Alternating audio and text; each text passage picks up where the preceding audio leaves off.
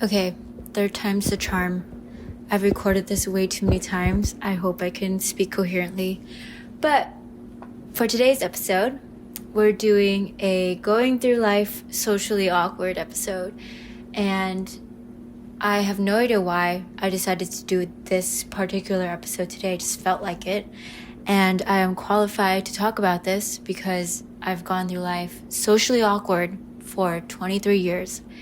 And hopefully it doesn't stay that way. But we'll see. Hello, Buffalo. Before we get into it, Noguchi Museum is my high. So Noguchi Museum is a museum in New York City. It is very, very underrated. Not a lot of people know about it, but I love this museum. I got tickets from my roommates for my birthday and I went alone and it was so freaking good. It's only $6 if you have a senior discount or a student discount. $12 I think is the normal admission, but it's really not that much and not sponsored, by the way. It would be really cool to be sponsored by them. Like, imagine getting sponsored by a museum. That'd be pretty dope.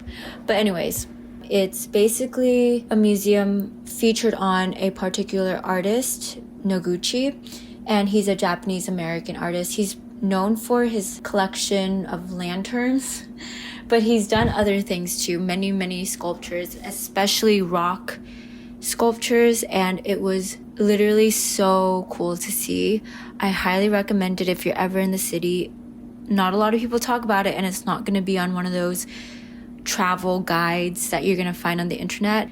And for my low, well, this is not really that big of a low, but I had a lot of fun this weekend because I had so many social things to go to. But at the same time, I'm not that type of person that can go to social things and say that I'm relaxing and taking a break. I feel just as stimulated, if not even more, and more exhausted than I would doing a lot of other things, sadly. And so it wasn't really a break this weekend. And I'm just looking forward to this week because I have less plans, which is nice.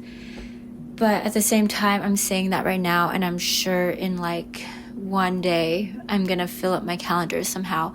And I know it's partially my fault because I keep saying yes, because I do want to hang out with my friends, but it's still at the expense of my energy and my mental well-being, but it's fine. And for my Buffalo, in the past 2 weeks, I've been added to these weird group chats and also been phone calls by a weird number. And these are completely separate phone numbers and situations where for the phone call situation, I was called like 8 times one day and I was ignoring it. I was like, what the hell? Why am I being called that many times? And then the next day I got called again 1,000,000 times. But then this time they left a voicemail. And the person, I don't think they realized that they were on voicemail or recording a voicemail. It was these like random people talking to each other. Oh, like before I met him, I used to sit with my bare ass naked on the ground. And then the guy was like, don't do that. That's so fucking gross. I'm never gonna talk to you if you sit on the ground with your bare ass. And then another friend was like, no, you should totally do it. I've been doing it. And then the girl was like, yeah, I stopped doing it after he told me not to do it. And it was like, is this happening? And then I got more phone calls from another number and I decided to pick it up because it was annoying. And so I picked it up and they're like, Mom? And I was really like, I think you have the wrong number. And then they hung up and never called again, thank God. And then I got added to a group chat with a bunch of people and they were like planning something. And one guy was like, yeah, I'm getting onto the Greyhound at this time. And then the other person was like, dude, how can you afford the Greyhound? It's so expensive. And then somebody else was blah, blah, blah. And then I sent a message saying, I think you guys had the wrong number. I think you added the wrong person to this group. And then somebody else, after I sent that, said the same thing. They're like, yeah, hey, like, can I be taken out this group chat? I don't know you guys. And then whoever created the group chat responded and was like, what are you talking about, John? Stop playing around. Like, and it was just so weird and annoying because I kept getting pinged throughout the day and I couldn't take myself out of the group chat because there's no feature to do that on Apple. And Apple, you should definitely fix that for your next like iOS update. It's so freaking annoying, and the creator of the group chat can only take you out. So I just blocked everybody, and there was like 20 people in that group chat.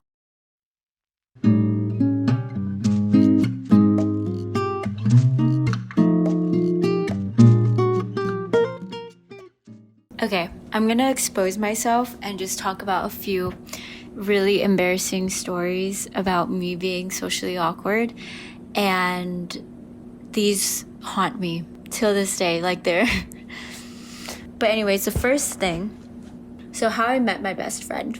Natalie is my best friend from home. We met in high school, middle school. It's been a really long time. I can't the story.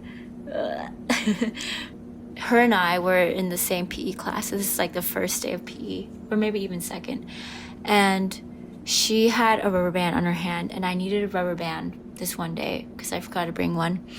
And so I was looking around to see who had a rubber band, and she happened to have one. And so I was like, okay, I need it so bad, I'm gonna ask her. And I like built up the courage to ask the stranger if I could borrow her rubber band. I later tapped her and I was like, hey, can I borrow your rubber band? I forgot to bring one. As I'm saying that to her and asking her, I legit pulled the rubber band off her hand before she even says yes or no. She hasn't even given me a response. She's not even processing fully what I've asked her, and I'm already reaching for her hand and like pulling this rubber band off her hand, and she gives me like this nicest, most uncomfortable look. Rightfully so. She could have given me a nastier look, and that would have been, suitable for the situation. It was just weird. And I just was so awkward. Like, a lot of times what's happening is I'm so like nervous about a social interaction that I'll build it up in my head and I'll rehearse it in my head a million times. And then when I go to do it, I just jumble up the steps. First, I need to ask for the rubber band. And then when she says yes, she can give me the rubber band. But that's like 2 steps. And instead, what happens is I'll ask and take off the rubber band at the same time because I'm so jumbled up. And it's so embarrassing. I just cannot believe I did that. And she's just sweet enough to not make me feel too bad about it. But it's so funny that that's how we met. And it still haunts me till this day. Another embarrassing story. This is very recent. So I'm going to go, I guess, one in the past and then one very recently. 1975. They're a band that just started touring recently. And they came to New York City and performed at Madison Square Garden. A lot of my friends don't listen to the music, which sucks because that means I didn't have anyone to go to the concert with. But it's okay because I've been to a concert alone and I was completely fine with it, and I like doing things alone, so I ended up going by myself. When I got to the venue and sat down, I realized that the girl next to me was also there alone because there's 2 empty seats next to her, and I was like, oh, maybe she's waiting for her friends to come. But then these 2 random strangers came up and took the seats next to her, and I was like, she's here by herself. I like took 5-10 minutes to just build up the courage again to say anything to her because I wanted to be like, oh, hey, like, are you here alone? I'm also here alone. And so I almost didn't do it. But like 3 minutes before the concert started, I decided to say something. And I was like, hey, like, are you here by yourself? And then she's like, yeah. And then I was like, why the hell did I ask her? Because I have nothing else to say. I have nothing else to add to this conversation. I was like, after I asked her, I was like, okay. That's it. That's all I got. I don't even want to continue the conversation. And I was like, wow. Like, the first thought I thought as soon as I said that and asked her the question, and she said, yeah, I'm here alone, was, why did I do that? That means now I have to not be awkward around her during the concert. There might be awkward silences and pauses during the concert. And now that I introduced myself, I have to fill up those awkward pauses. See, these things, they just still keep happening. But in general, something that always happens is I stutter and I don't complete my sentences properly. I just don't have very good English grammar. Even though English isn't my first language, I've been speaking English for like 20 years now, 20-ish years now. And so that's enough time for me to, form coherent, basic sentences. And even then, can't do it because sometimes I just get too in my head. But I'm not going to say this happens every time I socially interact with anybody. It's most of the time. There are some days, some moments, or maybe just the people that I talk to, where for some reason, whether it is the time or the person, I just become somebody else, and I am so extroverted. When those moments happen, I have like a moment of stepping away from my body and actually that happens all the time, but especially when it's a good like conversation, or I'm just doing such a great job of like being extroverted and being the life of the conversation, I'll literally step away from my body and be like, who's she? Like, I literally cannot recognize her, because that rarely happens. And it feels so good when I get to that point, because it's so natural. I'm just so good at continuing the conversation, asking the right questions, making the right comments, and just coming off very confident. Let me say maybe 10% that happens. And those are really good days. But I do also step away from my body when I do really awkward things in my conversations and interactions, where I'm like, bro, you have to be joking. Like, I did not just say that. I did not just do that. And I'm literally like banging my head against the wall outside of my body, because I'm confused why I said those things. And even while a conversation's happening, I'll ask myself, like, I don't even care to ask that question. Why did I even ask that question? I don't care about the answer. Just things that happen during a conversation, which is why I think I get so exhausted and drained out by meeting people or just talking to people that I'm not too comfortable with. There's just a lot going on.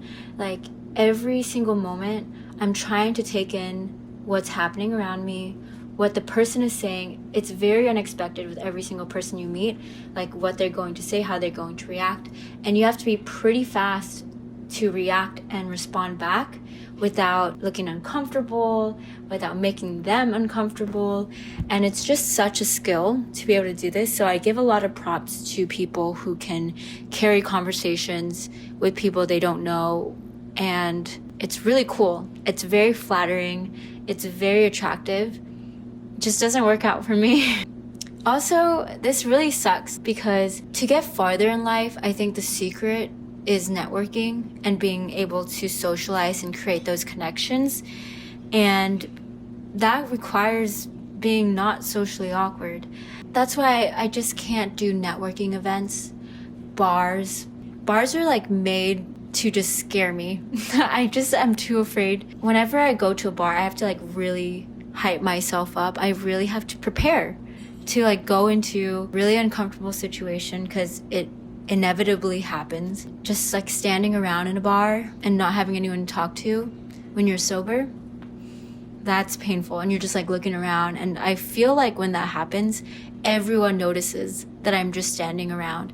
I'm not very good at like hiding and making it seem like I know who I'm talking to and that I'm always talking to somebody. No.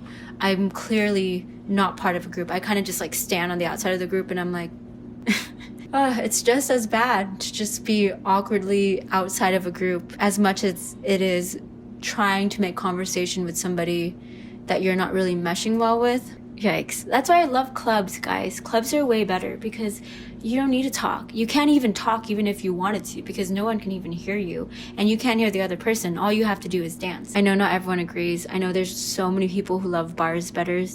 That's fine. Another thing about being socially awkward is being so comfortable and just way better at talking to yourself and like people that you're really comfortable with. I mean, everyone's really good at talking to people you're comfortable with, but it's just like, I know that I'm able to communicate properly, and I know I have a lot of things I can say and people would be interested in. but it doesn't come off that way when I'm meeting certain people, especially people where I feel very insecure talking to because maybe I feel like they're cooler or we're just like something's off. That's a rough thing about being socially awkward. Oh my gosh. This one's the last point I wrote down, but this is the most frustrating thing. So sometimes like these moments, these embarrassing social interactions, they will replay in my head. They'll come up randomly. Like I could just be walking down the street and then all of a sudden I get hit with a memory that this interaction happened. But sometimes I also leave from interacting with people, parties, like all these social events, and I'll replay conversations in my head and then I'll go, damn it, like I should have said this. And I'll like think of a better way to interact with that person. And it's like so frustrating. It's so disappointing because there was so much potential, but I didn't think of it fast enough. And after a while, obviously you have more time to let the conversation and things that happen kind of rest in your head, and then I just come up with these better responses, and I'm like, damn, I would have been way more cooler. I would have been such a badass if I said something like that, but it didn't happen, and it's upsetting. The last point I want to make is that when I interact with somebody who is just really hard to interact with, or if I'm going into a really big social thing where like I'm talking to an audience and stuff, my response to protect myself is my brain shuts off and my subconscious just goes off. And sometimes I'll just talk and and I'll sound like great. I don't realize that I'm the one that's talking because there's just such a disconnect from my thoughts and what I'm actually saying, because there's literally no thoughts going on in my brain. And I think I saw this one time where Emma Chamberlain was asked like how does she do the Vogue and like all these red carpet interviews, and she says literally when she goes on, her brain's just empty. And I completely get that. Like I have no thoughts in my head, and like even right now, like I have to take a second to think. Like I can't do it simultaneously. So as I'm talking to you right now, I'm not thinking at all. I'm just like saying all these words, and it sounds good because I've been doing this and practicing. Thank God I sound good, or else nobody would listen. But it's just crazy that that happens. I wonder if you can like train your self-conscious to be better at speaking so that you can just shut off your brain and just sound amazing. It would be so clutch. When it comes to professional settings and I have to public speak or teach anybody anything, this is really just a me thing. I don't know if this is like a everyone else that's socially awkward thing, but when it comes to teaching people or like making big announcements to big groups, I'm fine doing that. I actually don't get nervous doing it at all. The only thing I get nervous is with interacting with people my age-ish or like around my age and in a non-professional setting. That's the only time I get so weirded out by interacting with people. I know it's the other way around for a lot of people where they don't mind interacting with people their age, but then when it comes to public speaking, professional big events, they kind of like trip up over their words. But anyways, that's my whole spiel on that. I know this is a pretty short episode, I can already tell because of the timer on the camera, but I hope you guys enjoyed this episode, and thank you guys for listening, and have a good rest of your week. Bye. I'm glad you chose to take a break, though it took me about 100 days to figure out who I am.